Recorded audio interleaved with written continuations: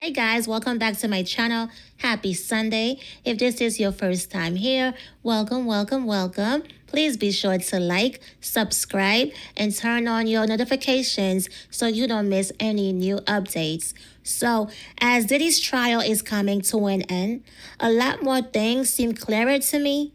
Now, I believe they have kept a lot of information hidden in this case. I believe both the prosecution and defense teams agreed to that. So, at the start of this trial, the defense made it clear they did not want people focusing on Diddy's sexuality. They wanted everyone to focus on anything except Diddy being homosexual. I believe they may have let a few details come out just to humiliate him, but not everything. They have not lifted the whole veil. For example, after the freakoffs, did he like for the men to release on the women? And according to both Cassie's and Jane's testimonies, Diddy would then like to play in it. And the women had to take the men's bodily fluids and rub them all over Diddy, including his nipples. Also, according to Jane's testimony, the chemistry between Diddy, Jane, and a male escort named Paul was so strong that they had a nickname, Trifecta. They compared themselves to famous basketball players. Jane said she was Kobe Bryant, Paul was Shaquille O'Neal, and Diddy was Michael Jordan. But if all Diddy did was sit there and touch himself while telling them what to do, then why was the chemistry between all three of them so strong? And let's not forget, Jane testified that she bought Diddy and the male escorts matching shorts because their usual shorts were a turnoff. I'm curious about what those shorts looked like that were such a turnoff. Were they like boy shorts? I really want to know. Were they glittery?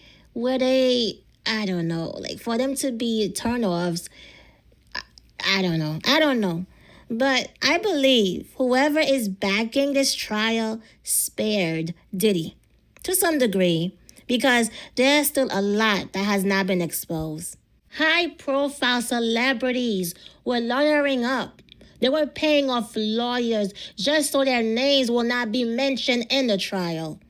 So there's a lot they are not saying. And remember, at the start of the trial, the prosecutors said they had everything laid out and that if the defense didn't go off script or ask extra questions, everything would run smoothly. Don't you remember them saying that? To me, that told me everything I needed to know. Not only that, the prosecutors didn't just prepare the witnesses by going over the questions. According to Jane and some of the other witnesses, the prosecutors had them rehearse the trial like they acted it out, like a play. Now, I've been a witness in a trial before, and I don't remember ever doing a step-by-step role play or knowing ahead of time what questions I would be asked. Maybe high-profile trials are different because some of the witnesses met with prosecutors up to 28 times. And recently, too, in the beginning of June, this month, this June, and the trial started when? May 5th. And they were still meeting up with the prosecutors this month. So once I found out the prosecutors did role plays with them before trial, I knew this case was going to be total BS for the most part. So with all that being said, could Alex Fine, Cassie's husband, have been one of Diddy's male escorts? I believe that is a strong possibility. Now, from what we know, Diddy slept with everyone around him, including his staff. So, as soon as Cassie filed her lawsuit, I started thinking about Alex. Now, here's what confirmed it for me. I'm going to break it down. Okay, I'm going to break it down. Diddy loves fit men. Just look at the pictures of the male escorts that were revealed. They're all young at the time, fit, muscular. Alex fits that exact category. He played college football at Central Michigan University as a defense back between 2012 and 2014. After college, Alex worked as a personal trainer in Los Angeles and eventually started his own brand in 2015. Now, there is no clear information on when he became Diddy's personal trainer and not much about how he and Cassie met other than a 2019 interview where Cassie vaguely said they met at a gym and that Alex was first Diddy's trainer before Cassie became his client too. Read between the lines here, okay? Read between the lines. Oh my goodness. Now, what else have we heard about Diddy and a personal trainer? I'll tell you. During Jane's first day of testimony, she identified Paul, the male escort she and Diddy did freakoffs with. She identified Paul as Diddy's personal trainer. That same Paul Arthur, was Jane's favorite male escort, but they labeled him as Diddy's personal trainer, and this was going on from 2021 until August 2024, last year, with Jane, Diddy, and this Paul Arthur guy. So these personal trainers weren't really hired to train Diddy, okay? When have you ever seen Diddy in shape? I looked up photos from 2017 and 2018. He had a pot belly. Did he look like he was working out in those years? What exactly were they training? You know what? Never mind that, because we know. Alex Fine was Diddy's so-called trainer at least around 2017. Because according to Cassie's testimony, she was already dating Alex by August 2018. When she went out to dinner with Diddy to have a closure conversation and officially end their relationship, Diddy allegedly raped her that night. And in September 2018, Cassie testified hooking up with Diddy again and had sex with him while Alex was calling her on FaceTime. She did not answer the call. A couple of weeks later, in October 2018, Diddy told Cassie he was going to fall back, but she could call him if she needed him. Cassie replied saying, "I'm lost without you." And she was still dating Alex at the time. She also testified that the last time she saw Diddy was on November 24, 2018 at Kim Porter's memorial in Georgia. She was upset. She was very upset that Diddy called Kim his soulmate.